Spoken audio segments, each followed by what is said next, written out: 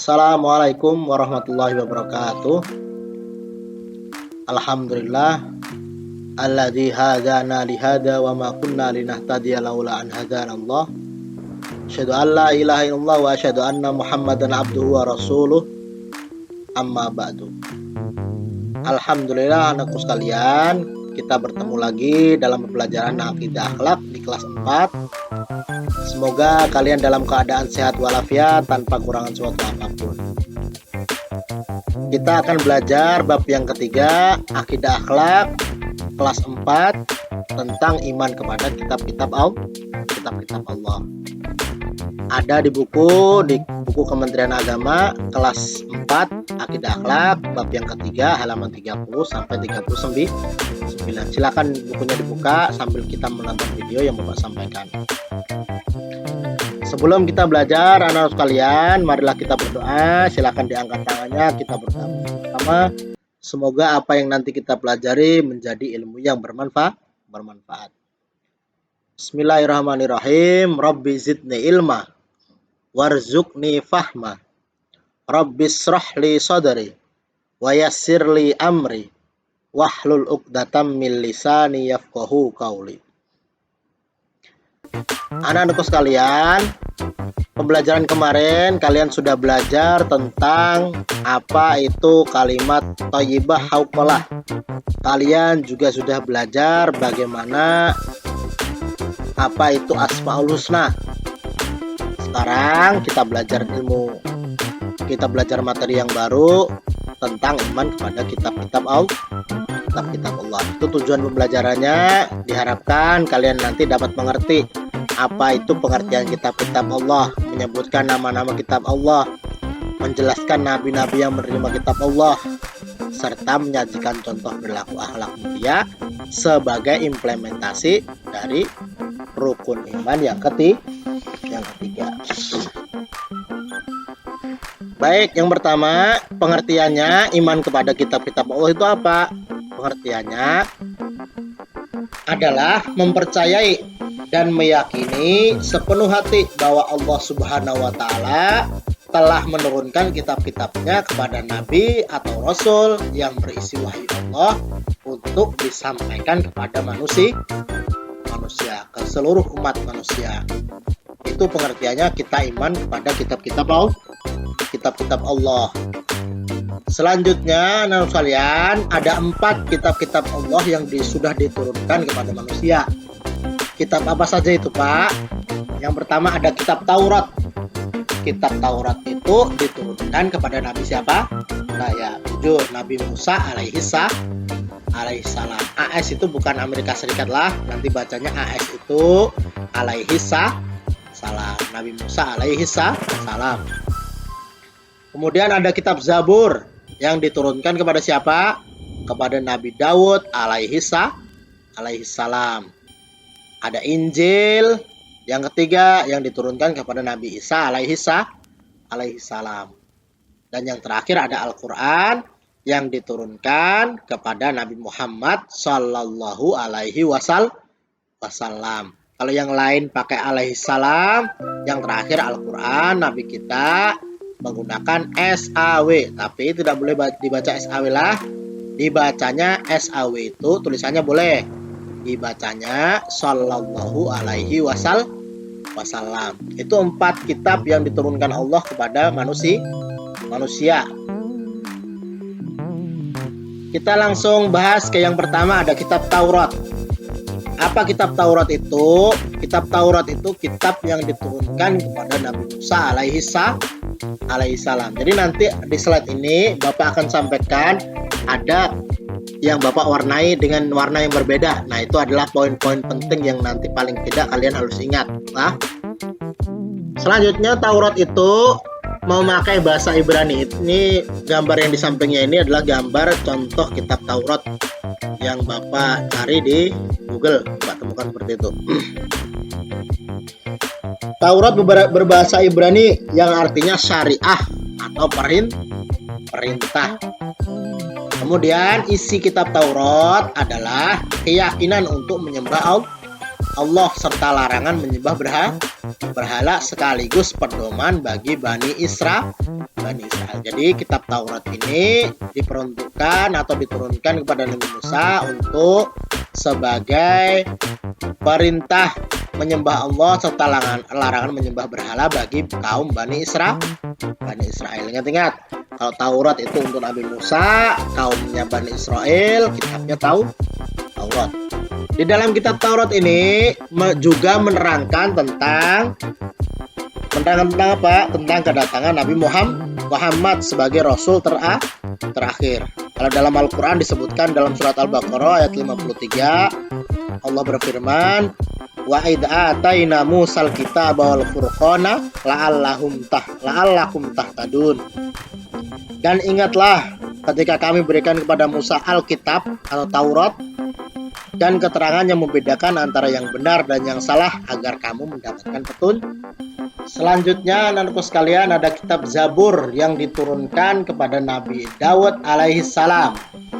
Kitab Zabur ini berbahasa atau memakai bahasa Kipti yang artinya tulisan. Kitab Zabur berisi tentang beberapa zikir, pengajaran serta hikmah. Selanjutnya, kitab Zabur merupakan petunjuk atau wahyu dari Allah dan berlaku pada umat Bani Israel. Itu kitab Zabur, anak kalian. Firman Allah yang menerangkan tentang kitab Zabur dalam surat An-Nisa ayat 163 yang artinya, sesungguhnya kami telah memberikan wahyu kepada kamu sebagaimana kami telah memberikan wahyu kepada Nuh dan nabi-nabi di kemudiannya. Kami telah memberikan wahyu pula kepada Ibrahim, kepada Ishak, Yakub, dan anak cucunya Isa, Ayub, Yunus, Harun, dan Sulaiman. Dan kami berikan kitab Zabur kepada Nabi Daud. Itu di Al-Quran surat An-Nisa ayat 163. Kitab selanjutnya, ini kalian sepertinya sudah familiar. Ada kitab Injil. Kitab Injil ini adalah kitab yang diberikan kepada Nabi Isa alaihi salam, Isa al-Masih. Kitab Injil yang dalam bahasa Arabnya berarti al-bisyarah atau kabar gembira. Kitab Injil merupakan pedoman bagi kaum Nasrani. Kalau Taurat dan Zabur tadi untuk Bani Israel, Injil ini diperuntukkan untuk kaum Nasrani.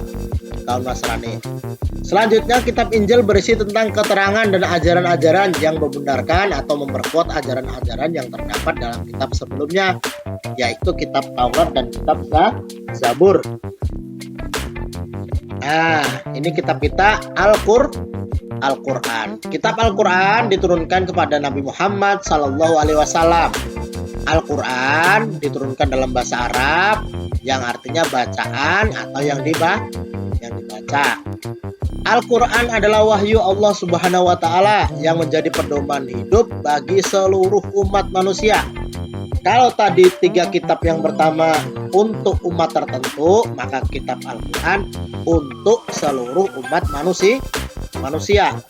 Al-Quran adalah penyempurna dari kitab-kitab pendahulunya. Jadi 3 kitab sebelumnya itu disempurnakan jadi satu kitab yang bernama Al-Quran, kitab suci Al-Quran. Al-Quran diturunkan secara berangsur-angsur selama 22 tahun, 2 bulan, dan 22 hari. Jadi anak-anak kalian, Al-Quran itu tidak langsung turun satu kitab blek sampai kepada Nabi Muhammad, tidak. Tapi diturunkan ayat per ayat, surat per surat selama 22 tahun, 2 bulan, dan 22 hari di 2 kota yang berbeda, di Makkah dan Madinah.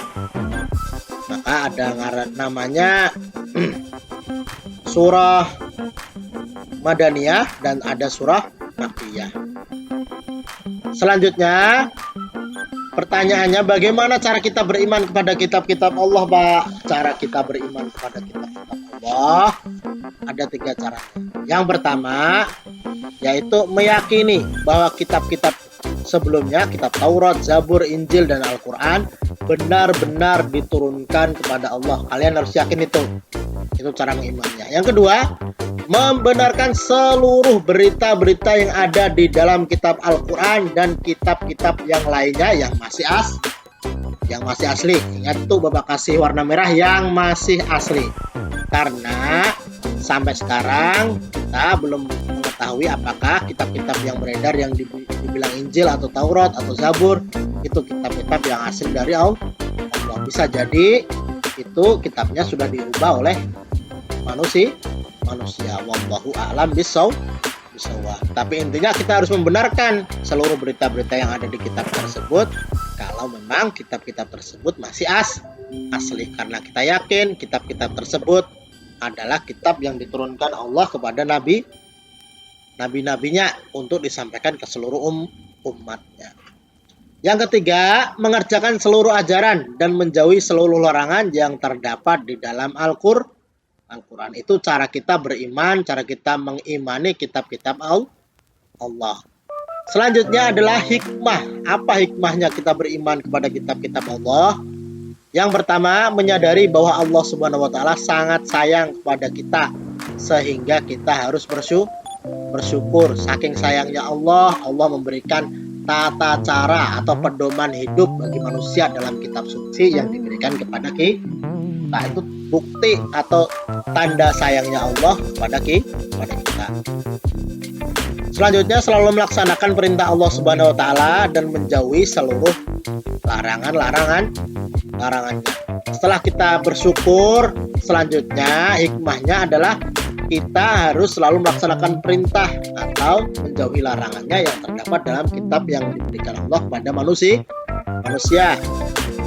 Dan yang terakhir, meyakinkan kita bahwa Islam adalah agama untuk seluruh umat manusia. Seperti yang Bapak sampaikan tadi, kalau kitab Taurat untuk Bani Israel, kitab Zabur hanya untuk khusus Bani Israel, kitab Injil itu khusus untuk umat Nasrani, dan yang terakhir Al-Quran. Tadi disebutkan kalau Al-Quran itu untuk seluruh umat manusia, tidak hanya untuk umat Islam, tidak hanya untuk orang Yahudi, tidak hanya untuk orang Nasrani, tapi untuk seluruh umat manusia. Mengetahui kebesaran dan keagungan Allah melalui kitab-kitab yang diturunkan. Nah, di situ diterangkan ada kebesaran Allah, bukti-bukti adanya Allah, semuanya ada di kitab suci Al-Quran. Itu untuk materi kita iman kepada kitab-kitab Allah. Selanjutnya adalah soal, atau nanti silakan kalian jawab di kolom komentar. Soalnya, sebutkan 4 kitab yang diturunkan oleh Allah Subhanahu wa taala kepada umat manusia. Sebutkan keempatnya. Nanti dipelajari lagi apa yang sudah Bapak sampaikan. Jika masih ada pertanyaan, silakan tulis di kolom komentar. Jika masih ada kritik, saran yang membangun untuk kemajuan pembelajaran kita, silakan tulis juga di kolom komentar. Sebelum kita akhiri, marilah kita berdoa. Semoga apa yang sudah kita pelajari menjadi ilmu yang bermanfaat. Allahumma arinal haqqa haqqa warzuqna tiba'ah wa arinal batila batila warzuqna ijtinabah. Amin ya rabbal alamin. Bapak akhiri, Bapak ucapkan terima kasih. Nun wal qalami wa ma yasturun. Fastabiqul khairat. Assalamualaikum warahmatullahi wabarakatuh.